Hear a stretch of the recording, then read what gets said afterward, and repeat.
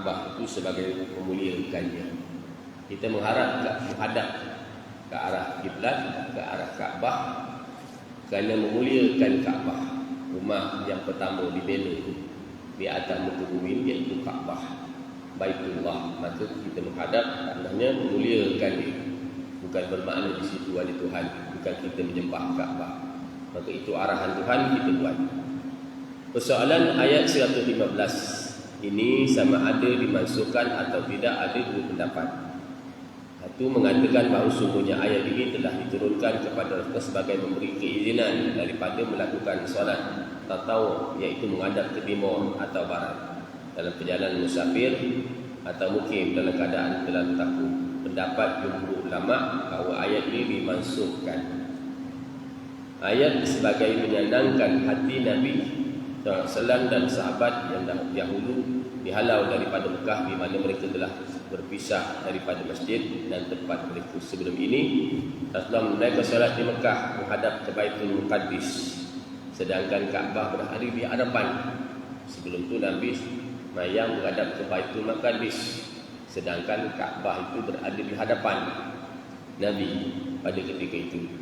Maka apabila Rasulullah sampai di Madinah, Rasulullah masih lagi menghadap ke Baitul Muqaddis. Sampai hijrah di Madinah masih lagi berkiblat kepada Baitul Muqaddis. Masih lagi menghadap ke Baitul Muqaddis selama 16 hingga 17 bulan.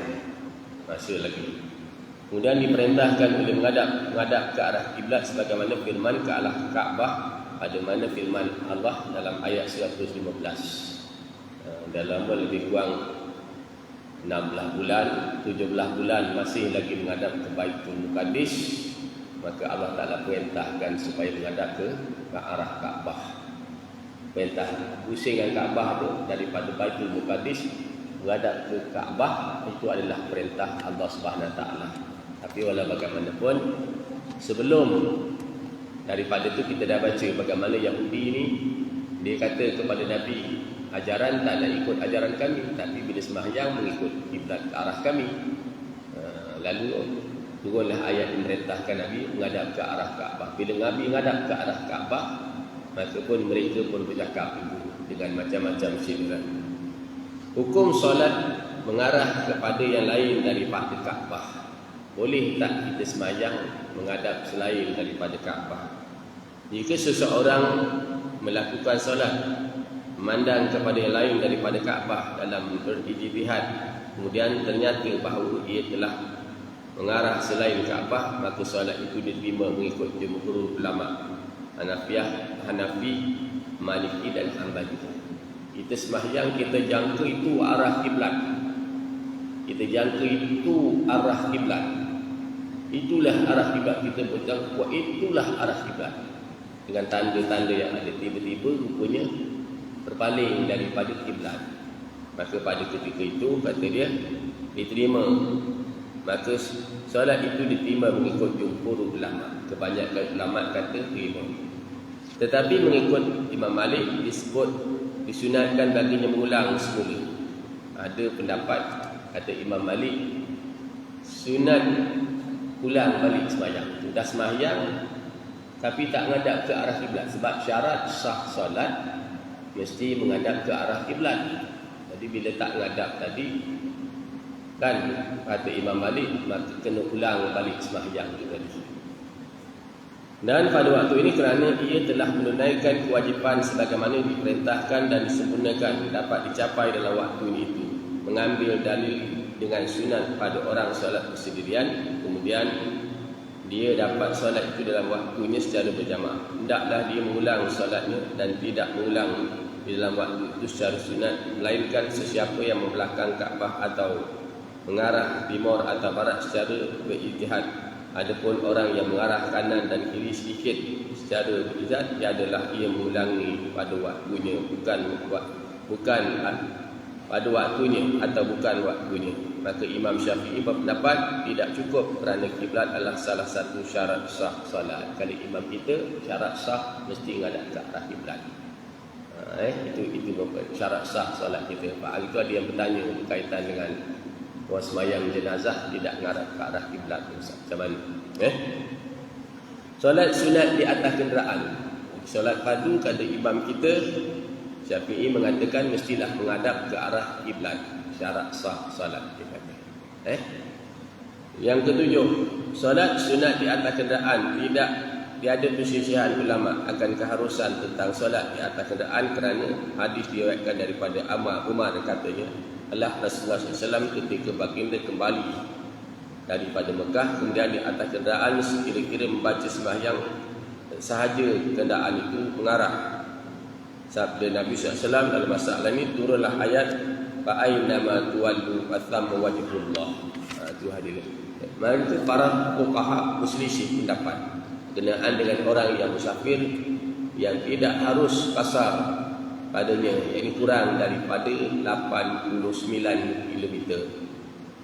Ulama mazhab Maliki dan As-Sawari mengatakan tiada boleh solat sunat di atas kenderaan melainkan dalam keadaan musafir yang dibolehkan kasar pada sebab kerana pada pelayaran. Pengembaraan yang diceritakan oleh Rasulullah yang melakukan solat sunat adalah antara yang diharuskan kasar. Jalan yang boleh dikasar atau sembahyang sunat itu atas kenderaan. Maka Imam Abu Hanifah dan sahabat Syafi'i dan Abu Daud berpendapat harus melakukan solat sunat di atas kenderaan. Ada juga pendapat yang mengatakan boleh sembahyang sunat di atas kenderaan di luar kota dalam semua pelayaran sama ada yang diharuskan solat kasar ataupun tidak. Ada pula pendapat mengatakan kita boleh sembahyang sunat atas kenderaan tadi sama ada jauh ataupun dekat. Kerana hadis ini tidak ada yang mengkhususkan jenis pelayaran. Setiap pelayaran harus dalam yang demikian itu, melainkan jika dikhususkan dalam pelayaran itu perkara yang wajib diterima. Seterusnya, solat jenazah. Di sembahyang atas kenderaan dan sunat di atas kenderaan dibolehkan atas kenderaan. Mana dia kita takbir yang pertama tu menghadap. Ada tuan-tuan sembahyang naik ada duduk dalam perahu kan. Perahu ni kan arah dia pusing arah. Naik bas pun dia pusing arah. Tekan bas tu tegak aja. Mesti bas tu belok. Jadi masa takbir tu arah kiblat. Lepas tu bas tu pusing mana pun tak apa, jangan kita pusing pula. Kalau kita pusing kan, kalau di laut tu agak susah sikit lah tuan-tuan. Jadi kita masuk tak, kita tengok sana kiblat, apa arah tanah kita pun takbir, terus sembahyang. Pusing mana pun, sembahyang itu dihukumkan sah. Tapi kalau sembahyang macam ni waktu tuan-tuan berpusing arahnya, maka tak sah sembahyang itu tadi. Wallahualam. Ada lagi satu sembahyang Syidatul Khawf, dalam ketakutan. Begitu juga perang. Ini pun tak berlaku lah agak tempat kita tak berlaku tengah berperang, bercamuk perang, ketakutan. Jadi kita perang berpusing arah juga pada ketika itu, maka dimaafkan akan.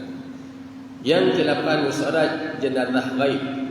Syafi'i mengharuskan solat jenazah ghaib berdalilkan bahawa Rasulullah SAW telah menaikkan solat ghaib ke atas Najasyi Raja Habsyah yang bernama Ashamat Atiyah.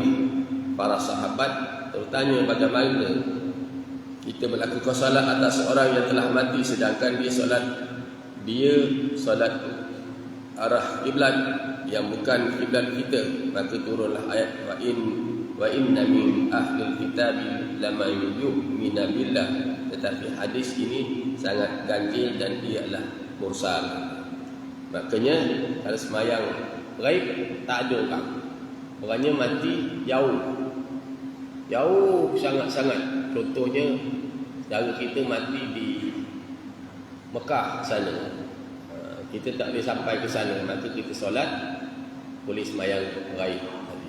Ataupun katalah di Kelantan pun jauh lebih daripada 2 marhalah. Maka pada ketika itu kita pun boleh sembahyang ghaib tadi.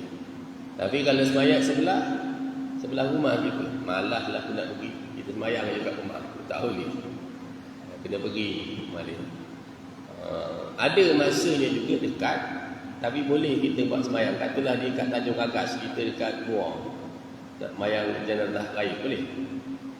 Boleh kalau dekat syarat darurat. rimau banyak. Keliling tu semua rimau aja. Ketika keluar je daripada rumah, rimau bedal gitu.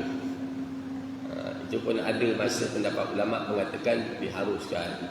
Kita dalam keadaan tak boleh keluar tadi kan, dalam keadaan darurat. Jadi darurat ni dia, hukum darurat ni dia lain sikit daripada tu. Kalau dalam keadaan terdesak, maknanya babi tu hukum diharam. Tapi kalau dalam keadaan terdesak, tak ada makan, kita sesat dalam hutan, yang ada babi je tak ada, maka makanlah. Dibolehkan makan, tapi ala kadar, jangan sampai kenyang. Kenyang sedap pula babi, tambah lagi 3 ketul, tak boleh. Itu kena faham bab-bab itu. Maksud wajah Allah dalam Quran, ulama berselisih tentang tafsiran perkataan wajah yang dihubungkan dengan Allah adalah dalam Al-Quran dan Sunnah. Satu golongan mengatakan ia kata majaz, iaitu kiasan, kerana perkataan wajah atau muka adalah anggota yang paling menonjol kepada orang seseorang yang paling agung kedudukan makhluk. Dan dimaksudkan dengan orang ada wajah adalah bermakna orang yang wujud. Berdasarkan kepada ini ditakwilkan firman innama nut'imukum liwajhillah, bermaksud kerana Allah maha sabit wujudannya. Begitu juga dengan firman Allah illa batira awajhu rabbih al-rabbihil a'la, bermaksud Allah ada wajah yang ini wujud. Jadi apa yang dimaksudkan dengan wajah, di situ ada 2 pandangan. Kalau tuan-tuan buka dalam ayat lain, muka Allah dengan tangan Allah. Ulama mutakaddimin kata serahlah kepada Allah. Ulama mutakaddimin dia kata serahlah kepada Allah. Kita tak tahu macam mana serahlah kepada Allah. Itu pendapat ulama mutakaddimin. Manakala ulama mutaakhirin pula kata yang dimaksudkan bukan dengan muka Allah itu ialah sifat Allah. Ditunjukkan dengan tangan Allah ni kekuasaan Allah. Kekuasaan Allah kata dia. Itu. Jadi kita dalam bab itu lebih baik kita pegang, lebih sejahtera kita berpegang kepada ulama mutakaddimin. Entah macam mana entah, wallahu alam. Allah sahaja yang lebih mengetahui. Itu lebih selamat kita berpegang daripada kita nak cari, kerana akal fikiran kita tak sampai. Macam tu kata pada tuan-tuan tempoh hari, dan saya kata disebut kat sini tentang seorang yang dia bercakap dengan bapak dia supaya belajar dengan seorang guru. Kata anak dia, saya tak nak belajar kecuali ustaz ni boleh jawab 3 soalan saja. Kalau ustaz ni boleh jawab, saya belajar dengan ustaz ni. Kalau tak boleh jawab, saya tak nak belajar. Kata ustaz tu, kamu nak tanya apa? Saya nak tanya soalan yang pertama. Orang kata Allah tu ada, Tuhan tu ada. Mana dia Allah? Saya tak nampak pun. Kata dia, tak nampak pun Allah. Kalau ada tentu nampak. Macam botol ni nampak, air ni nampak, kipas nampak. Allah saya tak nampak. Macam mana nak kata Allah ada? Yang kedua dia kata, orang Islam kata jin ataupun syaitan besok dia bakar dalam api. Dia daripada api, kalau dia bakar apa dia kisah? Panas dia? Tak panas kata dia. Yang ketiga, saya tak percaya kepada qada dan qadar Allah. Pada qadar Allah ni menentukan begini ni, saya tak percaya. Mana boleh? Kata ustaz, betul ke nak dengar jawapan dia? Betul. Kalau dapat ustaz berjawab, saya belajar ustaz. Ustaz pun bangun, angkat sensing dengan pampau sekuat-kuat mungkin, berpusing kepada budak. Ustaz tanya, budak dia tanya, kenapa ustaz tampar saya? Sakitlah. Dah sekuat-kuat ustaz tampar saya pasal. Kata ustaz, sakit. Cuba awak tunjuk mana sakit. Budak tu tunjuk ni. Ini bukan sakit, kata dia. Ini pipi. Mana sakit ni? Ini pipi, kata dia. Itu satu jawapan diberi kepada satu buatan, 3 jawapan. Sakit baru sakit. Ana sakit ada tapi tak dapat dilihat dengan mata. Mana sakit? Kan wangi ada. Bau durian. Kita tak nampak bau durian tu macam mana. Karen ada, udara ada, tuan-tuan nampak udara? Mana udara? Tak nampak udara. Marah ada, tapi tak dapat dilihat. Soalan yang kedua, yang awak kata jin daripada api, tangan saya ni kulit, muka awak pun kulit. Sakit tak? Sakit. Macam tu juga besok akhirat, bila jin tu kena bakar, dengan tentulah api yang lebih panas daripada itu. Yang ketiga, awak tak percaya kepada qada dan qadar Allah. Awak fikir tak pagi tadi bahawa awak hari ni kena penampar? Dia kata, tak. Saya pun hari ni tak fikir saya tampar awak. Itulah qadar Allah. Itu buat dia. Maka di zat yang agung, wa yabqa wajhu rabbika dzul jalali wal ikram, dengan peringatan ini, ayat-ayat ini adalah dalil kepada menafikan iradah dan tempat Allah Ta'ala, kerana yang demikian itu mustahil atasnya. Sesungguhnya Allah adalah segala tempat, ada dalam segala tempat itu bermaksud ilmu dan kekuasaan dia. Maksud kekuasaan di ilmu dia, sebagaimana imam mengatakan, ini adalah satu sifat yang tetap diketahui melalui pendengaran. Macam kita kata masjid ni rumah Allah, bukan maknanya Allah duduk begitu, tapi masjid di rumah Allah dengan maksud masjid ni untuk kita mengingati Allah Subhanahu wa taala. Lazimnya begitu. Pendengaran tambahan dan sifat qadim yang qadim Allah, yang akal manusia mengatakan wajib Allah bersifat dengannya, inilah pendapat yang lebih utama dan berhati-hati. Pengajaran daripada ayat ke-14 dan 15, dia kata perbuatan menegah orang beribadat dan meruntuhkan masjid dan rumah-rumah Allah adalah merupakan perbuatan keji yang akan ditempatkan kehinaan oleh Allah di dunia dan di akhirat. Siapa yang menghalang orang daripada beribadat di masjid, buat kebaikan di masjid, jaga-jaga. Masjid ni bukan hak individu, bukan hak kita, tapi kena jaga. Jangan halang orang nak beribadat. Tapi kalau orang nak kotorkan masjid, maka kena jaga. Kena jaga diri daripada orang mengotori masjid kita ni dengan benda-benda yang cemar-cemar tadi.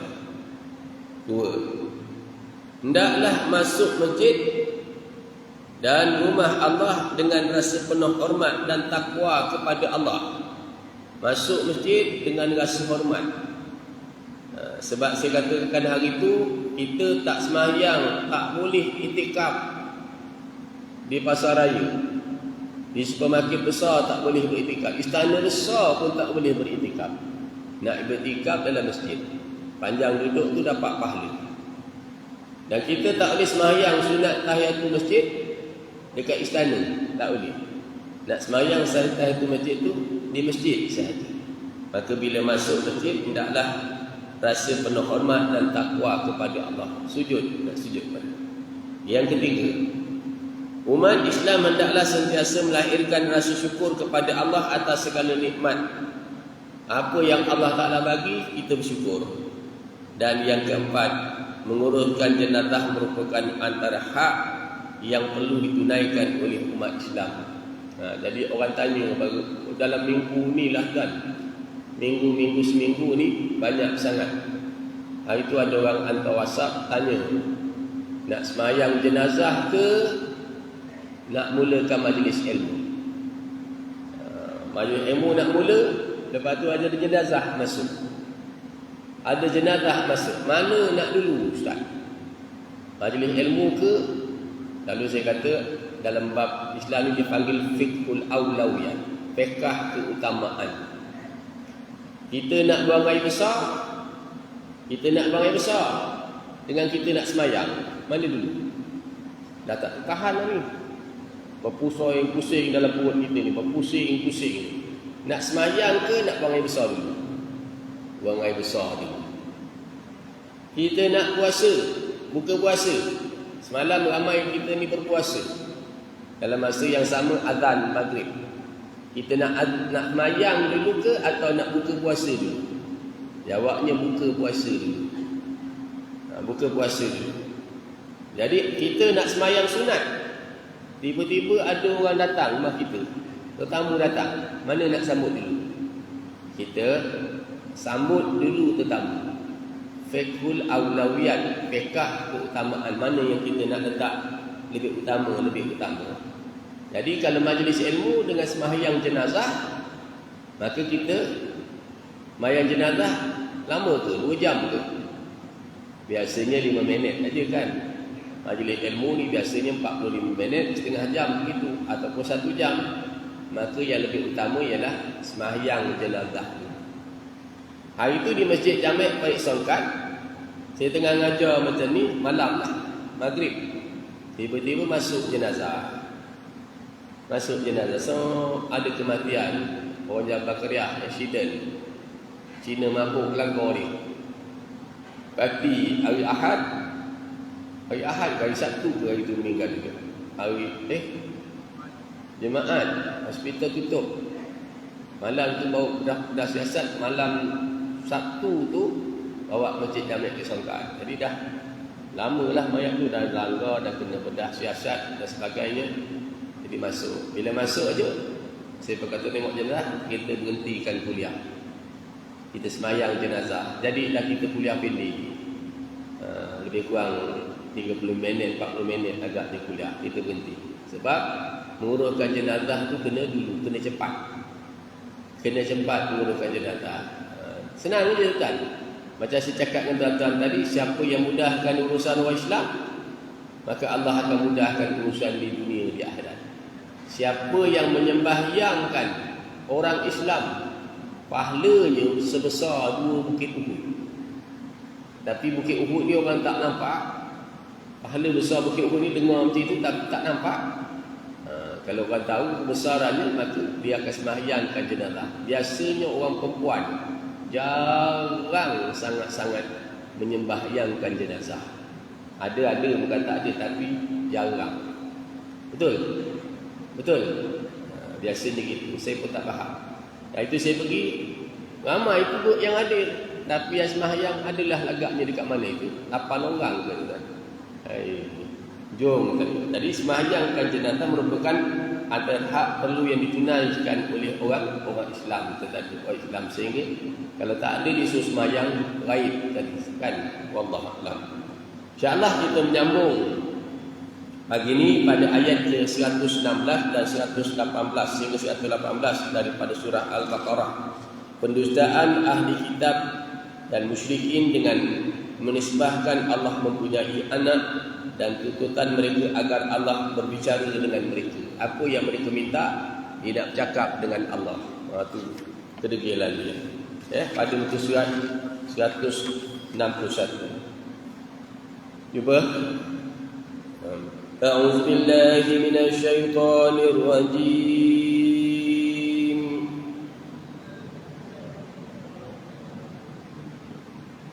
Bismillahirrahmanirrahim.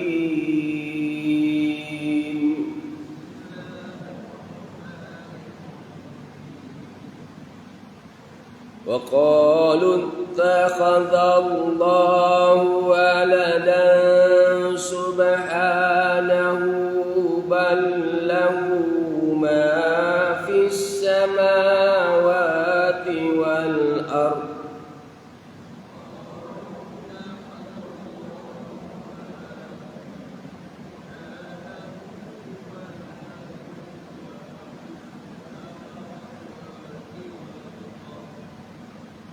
وَالْأَرْضِ كُلٌّ لَّهُ قَانِتُونَ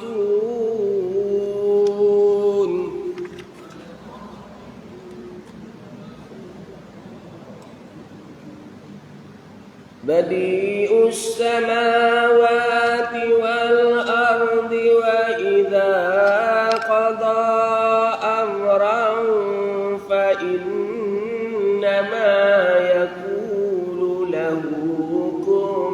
فيكون.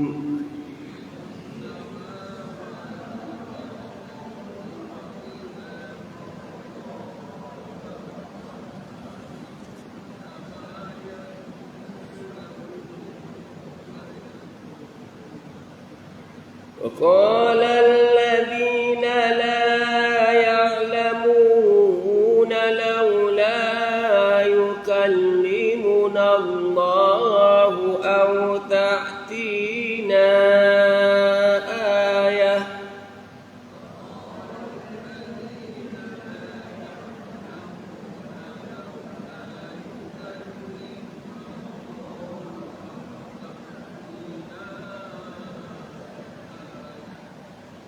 كذلك قال الذين من قبلهم مثل قولهم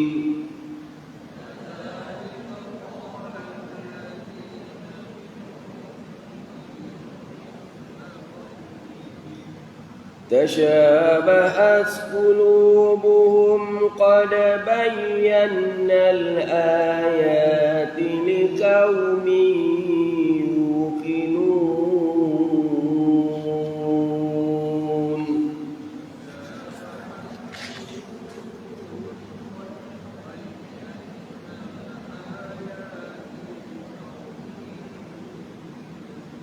Sadaqallahul Azim. Alhamdulillah, kita dapat baca ayat 116 hingga ayat 118. InsyaAllah kita cuba merenung maksud-maksud ayat dan kita ambil pengajaran daripadanya. Setelah ayat 113 yang dulu kita membaca berkaitan dengan orang Yahudi mendakwa bahawa diri dia betul. Orang Nasrani mengatakan diri dia betul. Orang musyrikin pun mengatakan diri dia betul. Lalu Allah kata datangkan hujah. Maka Allah beri jawapan, sebenar-benarnya orang yang betul itu ialah orang yang mengikut petunjuk Allah, yang akan masuk syurga Allah. Itu yang pertama kita dah baca ayat lepas. Keputusannya Allah akan bagi pada hari akhirat nanti. Maka pada ayat ke-18 kita baca Allah Ta'ala menceritakan tentang besarnya kebencian Allah kepada orang yang menghalang orang daripada memakmurkan masjid Allah. Maka kita jangan jadi orang yang menghalang orang daripada memakmurkan masjid Allah. Kalau ada orang nak mengimarahkan masjid dengan program-program yang baik, dengan perkara-perkara yang baik, kita beri galakkan. Dia nak buat benda baik, nak mengelokkan, nak membaikkan masjid, silakan. Tapi kalau ada orang buat program untuk menghalang orang daripada pergi ke masjid, ke surau, sama ada majlis ilmu, majlis kuliah, majlis tazkirah, maka Allah beri ancaman dengan balasan yang berat besok pada hari akhirat, di dunia dan di akhirat. Maka Allah Ta'ala cerita juga tentang pusingnya kiblat daripada Baitul Muqaddis ke Masjidil Haram di Mekah merupakan perintah Allah. Allah beritahu langit dan bumi maka milik utara dan selatan, timur dan barat milik Allah. Maka mana kita berada, maka menghadapkanlah wajah kita kepada Allah dengan maksud mengajak kepada Allah ni kepada Tuhan kita, mengikut melaksanakan perintah Allah. Seperti mana saya baca tadi dalam surah Al-Isra ayat ke-15. Kata Allah, mani tada fa inna ma yahtadu li nafsi. Siapa yang mengikut petunjuk, maka dia selamat, kata Allah. Siapa yang berpaling daripada petunjuk, maka dia akan menjalani hidup yang berat besok pada hari akhirat itu tadi. Itu juga kita renung pada daripada ayat-ayat yang lain. Maka kita renung pada ayat yang ke-116. Dan mereka, yakni orang musyrik pula berkata, Allah mempunyai anak, Maha suci daripada apa yang mereka katakan. Bahkan dialah yang memiliki segala yang ada di langit dan di bumi, semuanya itu tunduk di bawah kekuasaannya. Dan Allah jugalah yang menciptakan langit dan bumi dengan segala rupa keindahan. Dan apabila dia berkehendak untuk menjadikan sesuatu, maka ia hanya berkata kepadanya, jadilah engkau, lalu menjadilah dia. Dan orang-orang musyrik yang tidak berilmu pengetahuan berkata, alangkah elok kalaulah Allah berkata dengan kami mengenai kebenaran Muhammad, atau datang kepada kami sesuatu keterangan, iaitu mukjizat. Demikianlah pula orang kafir yang terus terdahulu daripada mereka pernah berkata seperti yang dikatakan oleh mereka. Hati mereka sekaliannya telah bersamaan degil dan kufur. Dan sesungguhnya kami telah pun menerangkan ayat-ayat keterangan yang menjadi dalil dan bukti kepada kaum yang mahu percaya dengan yakin. Ayat ini menceritakan bahawa dia menuduh bahawa Allah Ta'ala mempunyai anak. Yahudi mengatakan Uzair itu anak Allah. Nasrani mengatakan Nabi Isa itu anak Allah. Kita mengatakan Nabi Isa bukan anak Allah, tetapi dia adalah Nabi dan Rasul. Itu yang kita pegang. Nabi Isa adalah Nabi dan Rasul. Nabi. Lalu suatu hari Maryam ni Allah Ta'ala takdirkan tidak berbapa. Ada anak melahirkan Nabi Isa, tapi dia tidak berbapa. Maka yang duduk seorang yang menemani, yang biasanya menolong, membantu Maryam ni, seorang hamba, lalu dia bertanya, dia tak berani nak tuduh, sebab setahu dia Maryam ini tak pernah disentuhi oleh seorang lelaki. Jadi dia nampak tanda-tanda yang ada pada Maryam. Tanda-tanda yang ada pada Maryam bahawa Maryam ni akan melahirkan seorang anak. Kita kan nampak perut orang besar kan. Jangan macam nak beranak ni kan. Jadi dia bertanya kepada Maryam. Dia tak tanya direct, tapi dia tanya. Antara soalan yang ditanya kepada Maryam, ada ke pokok yang datang yang tidak ada benih? Yang hari ni pokok yang banyak-banyak tumbuh ni, ada ke pokok wahai Maryam yang adanya tidak berbenih? Satu, soalan pertama. Soalan yang kedua ditanya Maryam, ada ke seorang bayi yang dilahirkan tapi tidak berbapa? Masa itu ditanya Maryam sebegitu. Maka Maryam jawab, ya, ada pokok yang ada tapi tak ada benih. Dan ada juga anak bayi yang dilahirkan tidak ada bapa. Lalu ditanya dia, apa dia pokok yang adanya tidak berbenih? Lalu kata Maryam, seluruh tumbuh-tumbuhan yang ada di atas muka bumi ini dulu, kata Maryam, mana ada benih dia? Allah jadikan pokok itu dah hidup, betul? Baru dia keluarkan buah, dia keluarkan benih. Pokok ni mula asal kejadian dia, tak ada benih. Dan ada ke yang Allah Ta'ala jadikan manusia ni tidak berbapa? Boleh ada. Ya, Nabi Adam Allah jadikan tidak berbapa. Maka kalau Allah Ta'ala nak jadikan, innama amruhu idza arada syai'an ayyakula lahu kun fayakun.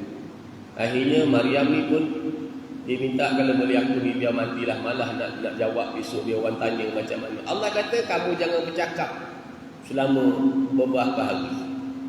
Bila orang tanya, kamu tunjuk pada budak ni. Tanya, tunjuk pada budak ni. Tunjuk pada budak ni. Tunjuk pada Nabi Isa ni pada ketika itu. Dimudahkan, ditegar pukul tamar tu, tegar.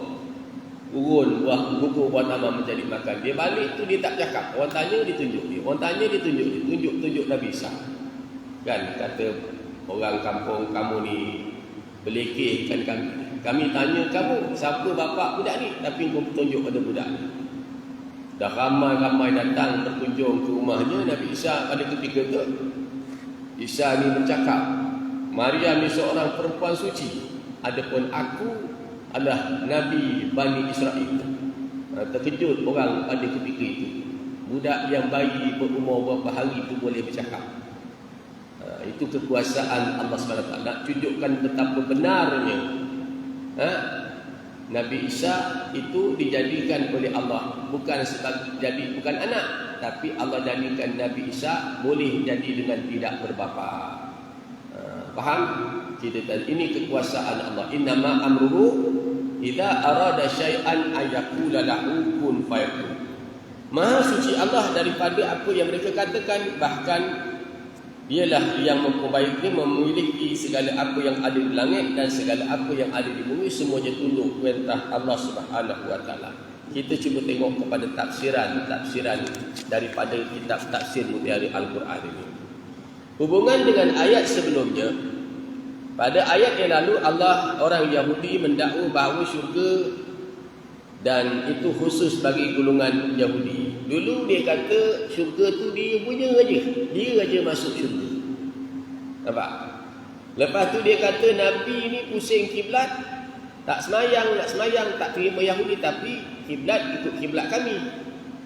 Dua, kali ini pula dia kata mereka mendakwa dialah yang iaitu bahawa Uzair itu anak Allah. Nasrani pula mendakwa bahawa Al-Masih Isa anak Allah.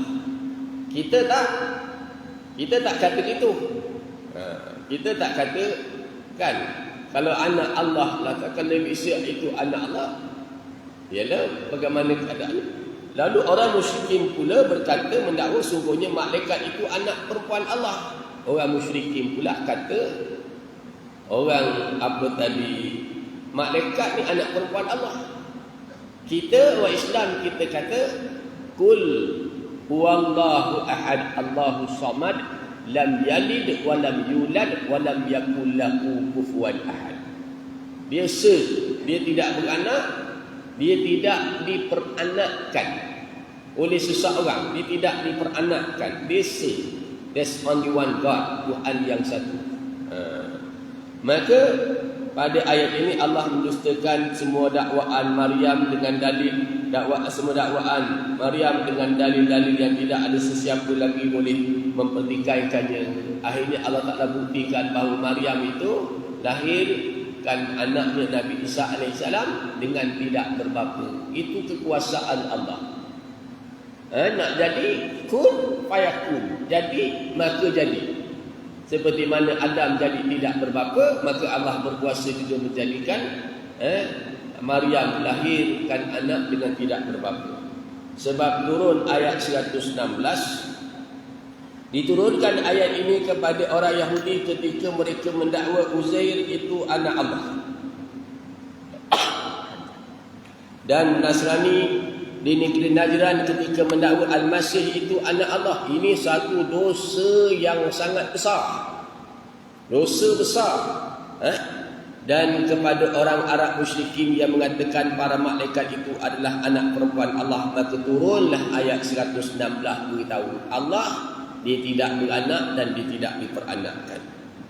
Ayat 118 dikeluarkan oleh Ibnu Jarir At-Tabari daripada Ibnu Abbas, katanya Rafiq bin Huzaimah telah berkata kepada Rasulullah, jika kamu betul seorang rasul yang diutus oleh Allah sebagaimana engkau kata, maka katakanlah bagi Allah, maka hendaklah engkau berkata kepada kami sehingga kami mendengar kata-kata Allah. Kurang ajar tak kurang ajar? Kau cakap, kami nak cakap dengan Allah, kami nak tanya dulu dengan Allah, biar Allah berdialog dengan kami.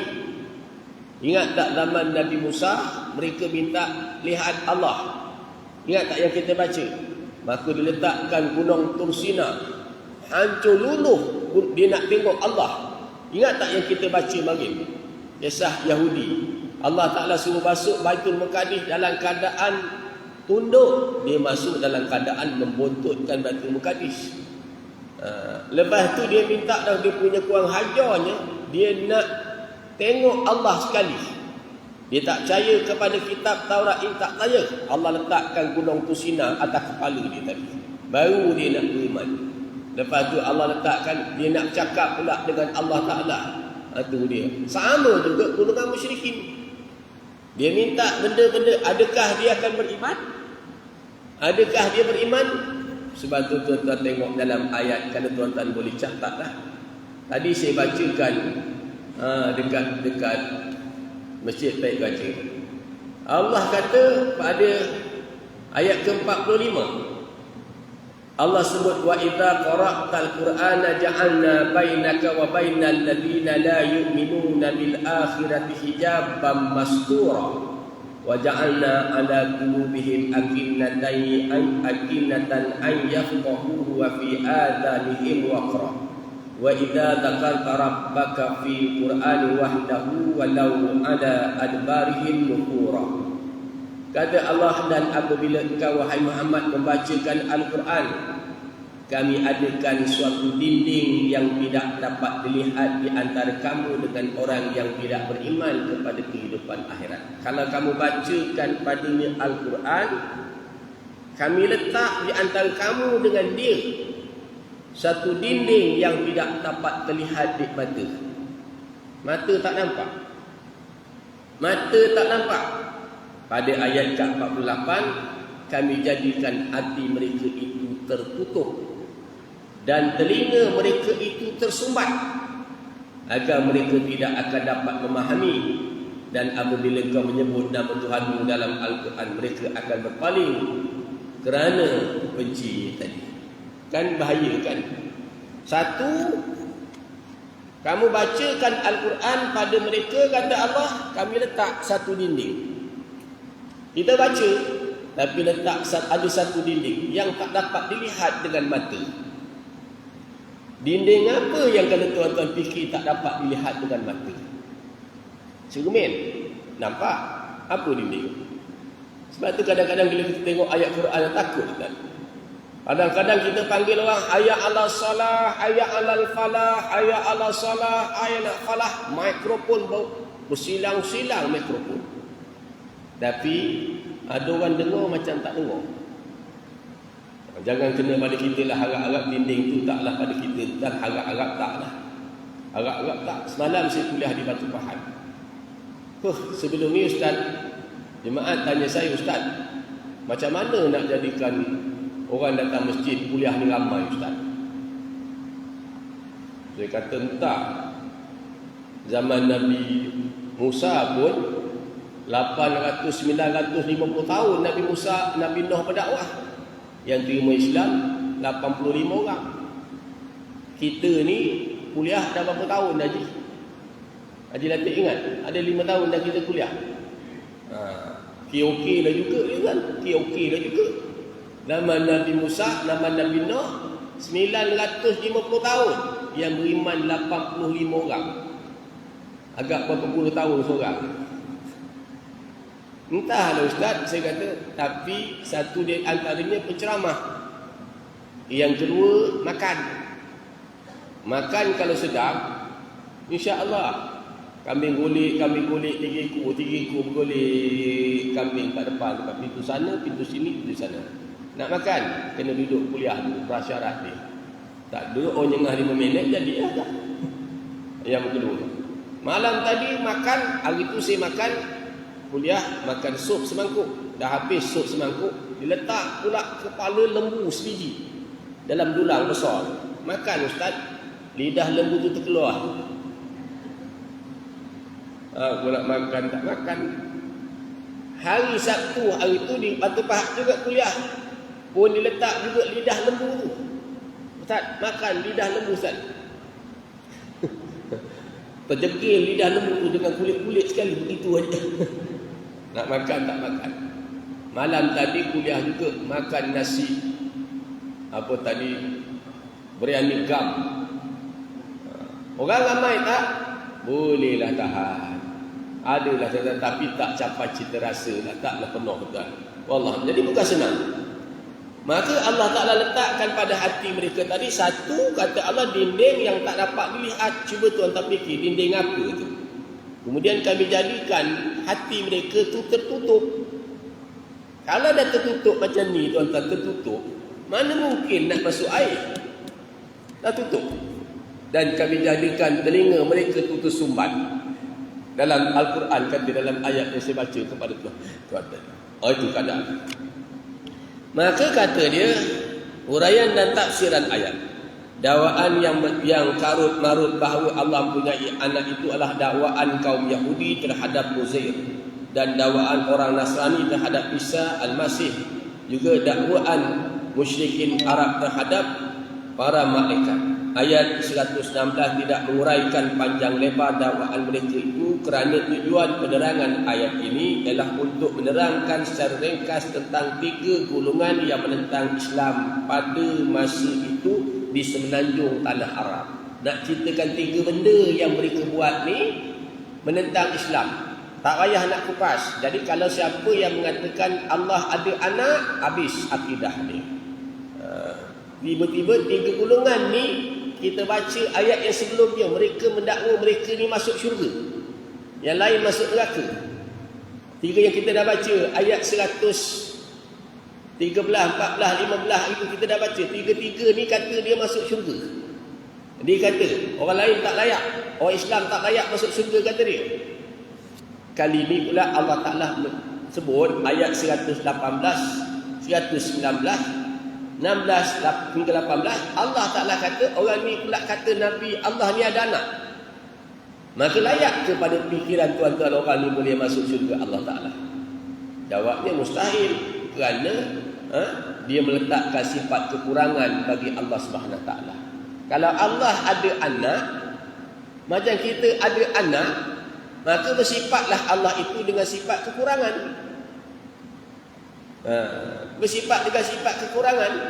Kan? Kita beranak begitu kan. Allah dia nak jadikan sesuatu benda, dia tak perlu beranak. Innama amruhu idza arada syai'an ayyakula lahu kun fayakun. Jadi maka jadi. Macam kita nak kenyang tuan-tuan, kita kena makan. Sebab kita makhluk. Tapi Allah dia tak perlu makan. Itu benda yang kita kena faham. Tak sama, tak serupa. Laisa kamitslihi syai', tidak ada sesuatu pun yang seumpama dengan dia. Maka kejahatan besarnya ialah dia katakan Allah itu ada. Daripada kenyataan umum ini, gugurlah dakwaan kaum Yahudi dan Nasrani. Konon mereka sahaja golongan manusia yang mendapat hidayah. Kini ternyata mereka adalah sama dengan kaum musyrikin Arab. Iaitu ayat 116 ini terlebih dahulu membersihkan nama Allah daripada pahaman karut. Mereka ini menerangkan hakikat sebenar perhubungan antara Allah dengan sekalian para makhluk ciptaan tadi. Pada ayat 117, Allah menerangkan satu konsep Islam yang bersih dan sempurna mengenai Allah Subhanahu Wa Taala, dan juga bentuk hubungan antara pencipta dengan makhluk, juga mengenai cara kejadian makhluk daripada ciptaan yang hakikat ini adalah semesta. Alam semesta ini wujud daripada penciptaannya dengan perantaraan keputusan iradah yang mutlak dan maha berkuasa, iaitu kun fayakun. Kan Allah nak jadi kun fayakun, jadi maka jadi. Diminta kepada Nabi Muhammad, kami boleh terima Islam yang kamu bawa ni wahai Muhammad. Kami boleh terima wahai Muhammad, tapi dengan syarat kamu bawa turun bulan ni, belah bulan tu jadi dua. Nabi angkat tangan. Zaman Nabi Musa kami boleh terima, kan? Zaman Nabi Musa kami boleh terima, sehingga kamu boleh ngalahkan Nabi Musa tongkat menjadi ular makan tongkat dia tadi. Zaman Nabi Muhammad belah bulan tu. Kalau kau boleh belah bulan tu, kami terima Islam yang kamu bawa. Nabi angkat tangan, berdoa kepada Allah. Innama amruhu idza arada syai'an ayyakula lahu kun fayakun. Bulan tu terbelah dua. Mengecil. Masuk dalam lengan jubah Nabi separuh, leban jubah, dia tengok. Heran pelik. Bulan tu besar, bercantum menjadi bulan balik. Apa mereka kata? Selama ni kami cuma agak-agak sahaja kamu ahli sihir. Rupanya kamu memang seorang ahli sihir yang hebat. Ini nak cerita zaman dulu. Tuan-tuan nak pelik zaman hari ini macam mana? Inilah Quran yang saya nak beritahu tuan-tuan. Quran ini relevan dia sepanjang zaman. Quran zalikal kitabula raiba fihi hudal lil muttaqin. Yang hari ini tuan-tuan tengok orang permainkan agama, pelekehkan agama. Adakah hari ini aja berlaku? Adakah hari ini berlaku? Tak, daripada zaman Nabi-Nabi terdahulu dah berlaku. Kan zaman Nabi Nuh, kita semalam baca peristiwa, dalam peristiwa Nabi Nuh alaihi salam. Dia tanam benih itu, daripada sebiji benih dia tanam menjadi pokok balak. Pagi, petang, siang, malam dia berdakwah. Marilah masuk Islam, terima sembah Allah, jangan sembah patung. Sembah Allah, jangan sembah patung. Kaum dia degil, tak nak, tak boleh beriman. Banyak itulah kata Allah yang beriman 85 orang. Maka Allah perintahkan Nabi Nuh buat bahtera. Nak buat bahtera ni dekat mana? Atas bukit. Patutnya buat bahtera kat tepi sungai, tapi Nabi Nuh perintah buat bahtera atas bukit. Kan kepelik sangat kan? Orang datang berak. Orang kata Nabi Nuh ni kau ni gila no. Orang buat bahtera kat tepi sungai, tepi laut supaya senang berlabung. Kau buat atas bukit. Dan itu perintah Allah. Bila buat bahtera orang masuk berak. Berak penuh dalam kapal taib Nabi Nuh. Orang kata, Nuh kau ni gila, Nuh kau ni gila. Semua orang yang lebih sayu hati, bini kita kata kita gila, agak-agak macam mana? Terguris tak hati kita? Bini kata abang ni gila agak-agak bagaimana perasaan kita? Zaman Nabi Nuh. Tapi Nabi Nuh sabar. Orang berak. Sampai dalam kitab Qisasul Anbiya itu kata, orang buta pun nak berak. Dia naik papah atas kapal Nabi Nuh, dah jumpa tempat. Ini steady, ni cantik. Dia pun duduk landing kat situ nak buang air besar, macam mana terlepas tangannya, jatuh dalam taib. Dia pun sapu mata dia tadi, buka, celik, boleh nampak tangan yang kena tadi dia sapu taib tadi, baik, boleh segar, boleh air. Dia ambil taib, dia sapu, dia keluar. Masyarakat dia tanya, macam mana aku tengok kamu ni tak baik, dengan keadaan kulit yang sopak dan sebagai mata buta boleh semua. Aku jatuh dalam kapal Nabi Nuh. Jatuh dalam kapal Nabi Nuh, aku sapu taib ni, badan jadi sihat. Orang datang berbondong-bondong, ambil taib sapu semua. Baik, bersih kapal Nabi Nuh tadi. Berlabuhlah Nabi Nuh naik perahu, naik sepasang. Air akan keluar, kata Allah. Dari dapur nanti keluar air. Tu nak tanda banjir nak berlaku lah. Naik kapal sepasang. Dalam Quran pun cerita sepasang. Bawa orang beriman dengan sepasang. Dua-dua, jangan berkahwin. Tu je, duduklah dalam kapal tapi jangan berkahwin. Entah macam mana dalam kitab Qisasul Anbiya tu kata, anjing kahwin juga. Kucing pun dengar. Nampak anjing kahwin. Kucing riuh, anjing kahwin. Malu anjing tetap, telinga dia tutup. Nabi Nuh tanya, apa dia bising-bising ni? Ini kata dia, anjing kamu tak bagi kahwin, tapi dia kahwin juga. Siapa yang dapat maklumat? Kucing. Apa asal kucing tak beritahu aku? Kalau gitu, kata dia, aku sumpah anjing kalau dia nak berkahwin sampai bila-bila, itulah perangai dia. Tahu perangai anjing kalau kahwin? Dia tak minta orang, dia laga je. Ada orang ke tak ada orang, dia jalan dia pun tak kerti. Tak ada rasa malu. Kalau jenis-jenis yang tak ada rasa malu, dia agaknya spesies anjing lah agaknya, tuan-tuan. Wallahualam. Kucing pula dia bising. Kata Nabi Nuh, kalau gitu aku sumpah lah, kucing ni antara binatang yang paling bising bila nak melakukan hubungan jenis. Orang kita kata itu patutlah. Bukan itu pengajaran ni. Kita bila buat satu benda kan, kita tahu aib orang, kita jangan buka. Besok akhirat Allah buka aib kita, tak ada siapa boleh tutup. Jaga-jaga. Sampai air itu dah jadi gede, Allah perintah itik supaya siasat. Itik ni terbang, dia landing. Tengok air ni, dia luka suka air. Dia pun bergerak, terjun masuk. Tak balik-balik. Mana kata Nabi Nuh itik tak balik-balik? Panggil burung merpati, pergi tengok itik. Mana pergi itik tak balik-balik? Merpati pun terbang, tengok itik tengah berenang. Dia pun duduk kat tepi pantai, duduk kat air tu, duduk leka dia berenang. Panggil burung dia bagus, terbang. Dia tengok itik sedang berenang. Merpati tengah tercengang tengok itik berenang. Dia ambil ganting pokok zaitun, terbang, bawa jumpa Nabi Nuh. Nabi Nuh tahu bahawa air dah mula surut. Mana itik? Itik sedang leka berenang, wahai Nuh. Dengan leka berenang dalam air tadi. Lama tak dapat air, dia leka berenang. Mana burung merpati? Tengah leka tengok itik berenang. Nabi Nuh kata, kalau begitu aku sumpah, itik antara binatang yang tak boleh jumpa air. Sampai hari ni kalau tuan-tuan bela itik dekat Putrajaya, balik nanti letak kat kampung Baik Koma, mana pergi itik? Duduk bandar ke, shopping ke, kat uptown ke, ataupun duduk dalam longkang. Itu perangai itik. Itu perangai itik. Dan aku sumpah burung merpati sampai bila-bila kaki dia merah. Tuan-tuan yang, patutlah burung merpati kaki dia merah. Nabi Nuh sumpah. Bukan itu pengajaran dia. Pengajaran dia, tuan-tuan, Allah Ta'ala kalau itik tadi Allah utuskan dia untuk Nabi Musa, Nabi Nuh utus untuk tengok air dah kurang belum. Kita ni Allah utus kita kat dunia ni tentang untuk siapkan amal.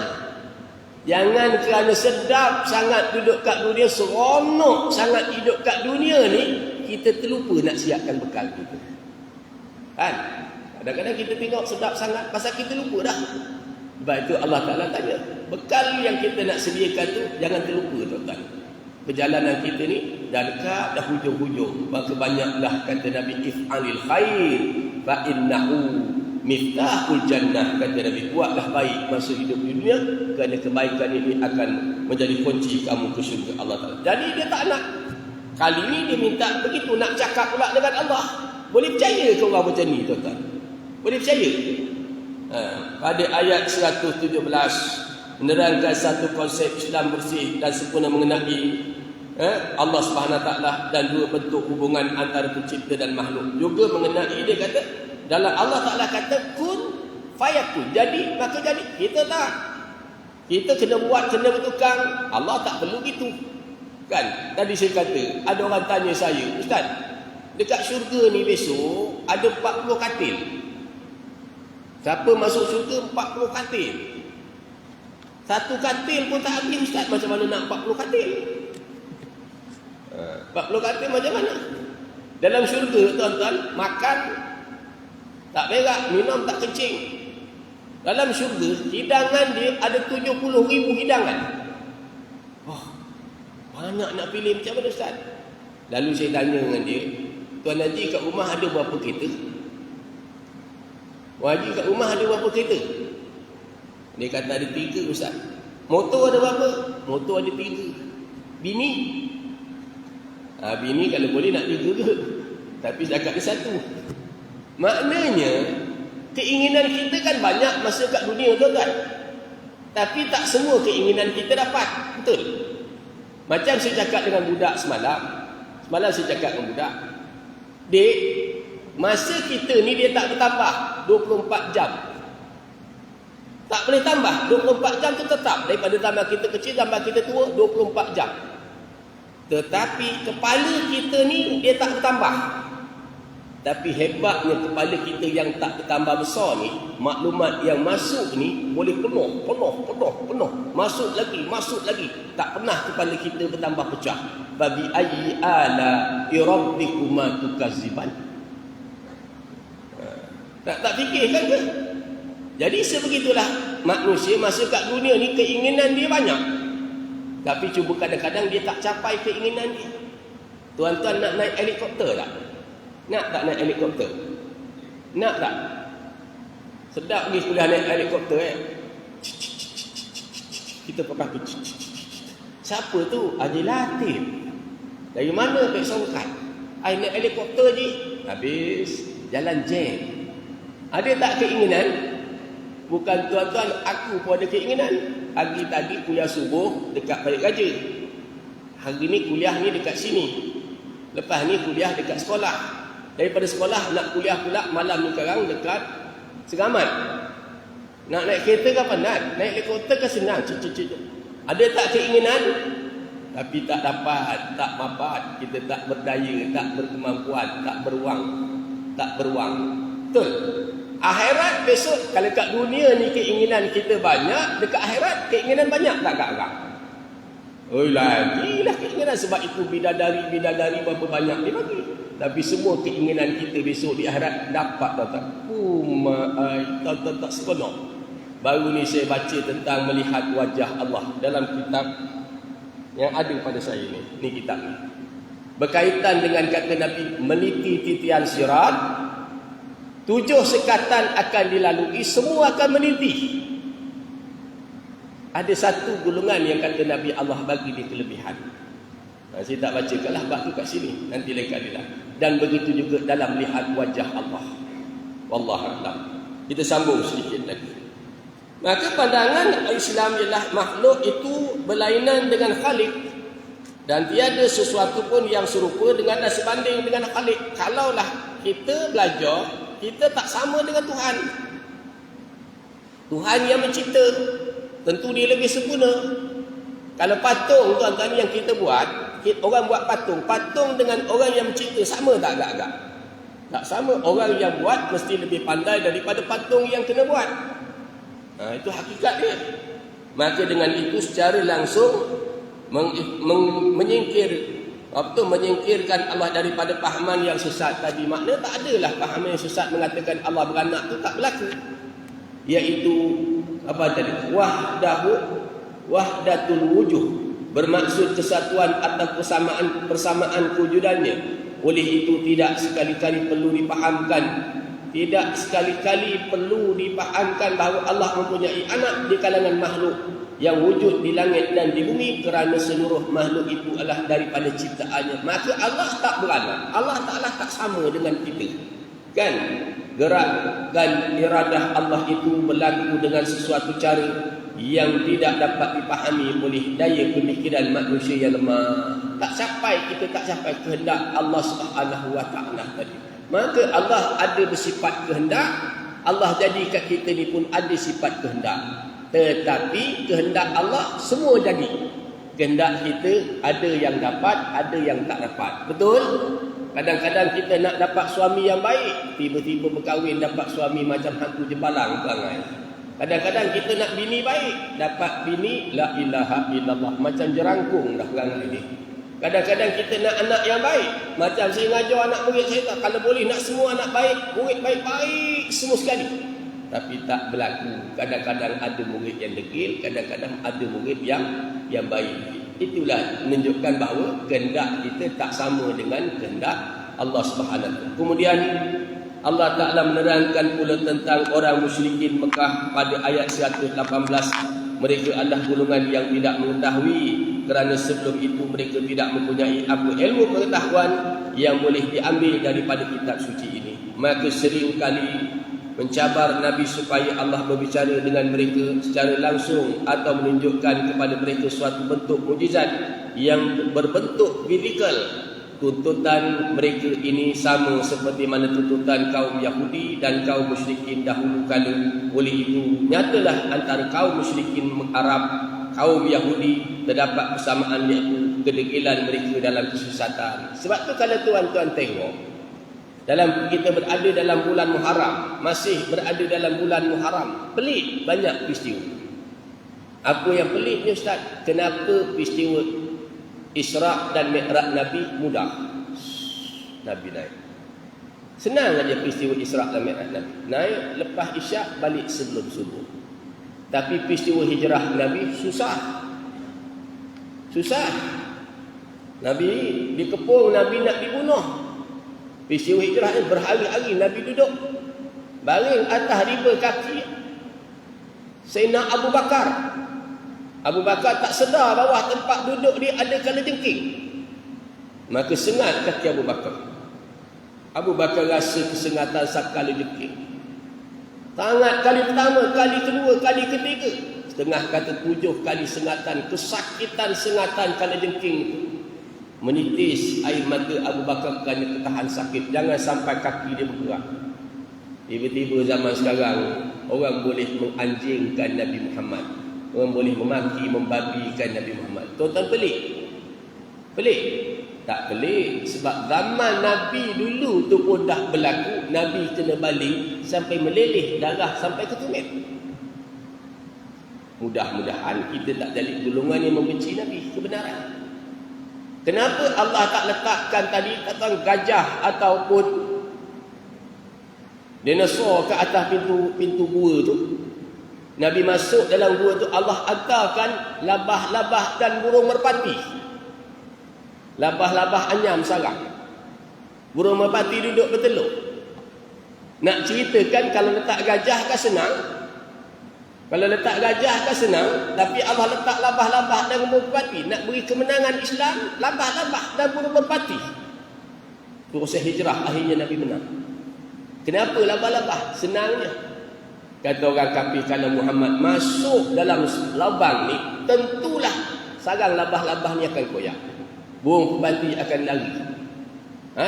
Lalu diletakkan dalamnya pula ada cecak kaparnya. Cecak ni bunyi. Orang kita sampai sekarang malam Jumaat dia kejar cecak macam nak mati, cecak lari. Sebab cecak nak bocorkan rahsia Nabi. Itu cecak yang jenis spesies cecak hari ni. Dia sebenarnya spesies cecak hari ni. Yang sedihnya tuan-tuan, bila di Kedah, kerajaan Kedah kata apa, tahun ni, tahun depan arak dan judi tidak ada lagi dijual di Kedah. Dah tak dijual. Seperti mana Terengganu dan Kelantan tak dijual lagi, lesen-lesen tak dikeluarkan. Tiba-tiba orang yang mengaku Islam, yang mengaku Islam ni patut baguslah, kan? Allah Ta'ala haramkan arak, maka kerajaan haramkan arak, baguslah. Tiba-tiba orang Islam yang mengaku Islam ni kata apa? Kita kena fikir juga kehendak-kehendak orang lain, masyarakat majmuk. Aku pun tak faham, patutnya dia sokong dan dia beringatlah, cakap dengan orang kafir, you nak minum, minum. Tapi, nak minum, tapi arak dia tak bagus. Kan, bawa benda-benda ini, tetapi you tak boleh jual, tak boleh judi dan sebagainya. Ini larangan. Sayang kita hari ini berlaku begitu. Okey, balik soalan. Tiba-tiba cecak bunyi. Walaupun kita nak fikir cecaknya kita. Zaman Nabi Ibrahim bila dibakar. Nabi Ibrahim ni bila dibakar, kabarnya api yang bakar Nabi Ibrahim tu 7 kilometer besar. Besar. Ada burung pipit dan ada cicak. Burung pipit ni ambil air, bawa pancit ke api. Ambil air, pancit, bawa ke api. Dia kata, mana burung pipit ni? Malaikat tanya, apa yang kamu buat ni? Aku nak padamkan api yang bakar Nabi Ibrahim AS. Boleh ke burung pipit nak bawa air sebanyak ni? Boleh ke? Takkan padamnya. Dia bawa sekadar 2 pipit, 3 pipit ni boleh padam tak api tu? Dia tak boleh padam punya. Cicak pula ditiupkan Nabi, supaya api itu besar. Boleh tak besar api? Api dah 7 km, cecak tiup. Besar tak api? Takkan bertambah besar. Di situlah nak ajar kepada kita tuan-tuan, bahawa Allah bukan tengok kita ni menang atau tak menang kita buat apa. Tapi Allah nak tengok usaha kita ni ke mana. Kita ni ke arah orang baik ke atau kita orang jahat? Allah kata, wala tarkanu ilal ladzina zalamu fatamassakumun nar. Jangan cenderung kepada orang yang zalim, kata Allah, nanti kamu akan disambar api neraka Allah. Itu kisah kalau kita nak ambil ibrah, pengajaran daripadanya tuan-tuan. Kita masuk kepada pengajaran daripada ayat, tinggal lagi 5 minit masih tambahan insya-Allah. 1. Sebagai orang Islam, hendaklah kita sentiasa berwaspada terhadap hasutan kaum Yahudi dan Nasrani yang sentiasa mencari jalan merosakkan akidah umat Islam. Sekarang ni angat Oktoberfest, pesta arak. Apa kena-mengena dengan budaya kita orang Malaysia? Nak sambut pesta arak, kau nak minum sampai tongkat terbalik, minumlah. Tapi kalau nak menjadikan satu pesta, kita bimbang dia mengundang balik. Ni bulan apa ni? Ogos, September, Oktober, tinggal 2-3 bulan lagi. Kan? Nak sambut. Saya pun tak faham orang-orang kita. Hendaklah kita sentiasa berpada terhadap hasutan. Dia sikit demi sikit dia masuk. Yang kedua, kita hendaklah sentiasa yakin bahawa Allah Maha berkuasa menciptakan sesuatu dengannya dan kudrah dan iradahnya. Allah sentiasa mampu nak buat. Hari ini alhamdulillah wabak COVID-19. Dulu saya cakap dengan tuan-tuan, Allah Ta'ala jadikan wabak COVID-19 ni musuhnya bukan besar. Bukan besar botol ni, bukan besar cawan ni musuh. Virus COVID-19 ni mata kita pun tak nampak, tapi dunia kelang kabut. Bayangkan dunia kelang kabut, satu dunia kelang kabut dengan virus COVID-19. Kalau Allah letakkan bala yang besar, macam mana agak-agak ini tadi? Wallahualam. 3. Orang yang beriman sentiasa dipandu oleh Allah ke jalan benar. Mudah-mudahan kita ni orang yang sentiasa Allah pandu kita ke jalan yang betul. Man ihtada fa innama yahtadu li nafsi. Sebaliknya, apa tadi? Orang-orang kafir tidak akan mendapat perlindungan dan pertolongan daripada Allah Ta'ala besok. Dan yang keempat, hari kiamat itu akan tiba. Kiamat ni dia pasti akan tiba. Oleh itu hendaklah kita sentiasa bersiap sedia menghadapi dengan akidah yang betul dan amal yang soleh. Kiamat ni akan lupa. Jangan jadi kita ni macam itik tadi. Itik tadi bila dah jumpa air, dia lupa pesanan Nabi Nuh alaihi salam. Kita dah bila jumpa nikmat dunia yang begitu sedap, kita terlupa. Alhaqumut takasur hatta zurtumul maqabir kalla sawfa ta'lamun summa kalla sawfa ta'lamun kalla law ta'lamuna ilmal yaqin la tarawunnal jahim thumma la tarawunha ainal yaqin thumma la tus'aluna yawma idzin anin na'im. Allah dah pesan, jangan sampai kita cari dunia ni kita terlupa akhirat kita. Dalam minggu ni tuan-tuan, ramai sangat orang yang meninggal dunia. Kan? Saya cerita hari tu sepupu saya meninggal dunia.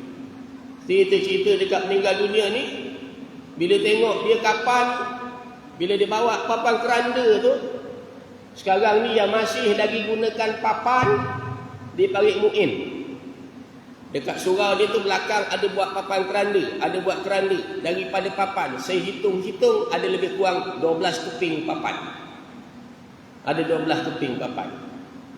Mahal tu papan sekaki berapa tu? Papan betul tu 3 kan? Hari tu dekat Bukit Terik saya pergi, kematian dia pakai papan plywood ada alat. RM40 ke RM80 sekeping. Yang bawah tu dia pakai plywood yang RM20 sekeping. Nipis aja. Pakai stapler. Pakai pasal paku dah mahal. Pakai stapler aja. Beri macam nak mati kita cari duit, cari harta. Baru nak beli paku mahal pun tak boleh. Orang pakai stapler. Stapler. Aku bimbang besok saat kita mati, dia pakai polisterin aja. Jangan buat main, tuan-tuan. Jangan buat main. Tak tengok mana pakai polisterin je tau. Kain putih dah mahal. Orang pakai plastik sampah aja. Bukuh 3 lapis besok. Jangan buat main. Tapi betul lah apa yang diajarkan oleh Rasulullah. Jangan sekali-kali kamu penuhi hatimu dengan cinta dunia, kata Rasulullah. Kerana cinta dunia ni, kata Rasulullah, akan hilang hanyalah sekejap mata sahaja. Wallahu a'lam. Panjang usia kita sambung kuliah kita pada bulan depan insya-Allah pada ayat 115. Amaran supaya jangan mengikuti jejak langkah Yahudi dan Nasrani. Walan tarda ankal yahudu walan nasara hatta tattabi'a millatahum. Sampai situ insya-Allah. Bismillahirrahmanirrahim. Alhamdulillahirabbil alamin wassalatu wassalamu ala asyrafil anbiya'i wal mursalin sayyidina Muhammad wa ala alihi washabbihi ajma'in. Allahumma nawwir qulubana binuri hidayatika wa futuhatika kama nawartar arda binuri syamsika abadan abada birahmatika ya arhamar rahimin. Allahumma aghnina bil ilmi wa zayyinna bil ilmi wa akrimna bit taqwa jamilna bil afiyah ya rabbana zidna ilma warzuqna fahma wa anta khairul raziqin. Rabbana atina fid dunya hasanah wa fil akhirati hasanah wa qina azaban nar. Wassallallahu ala sayyidina Muhammad wa ala alihi washabbihi wasallam. Alhamdulillahi rabbil alamin. Takbir.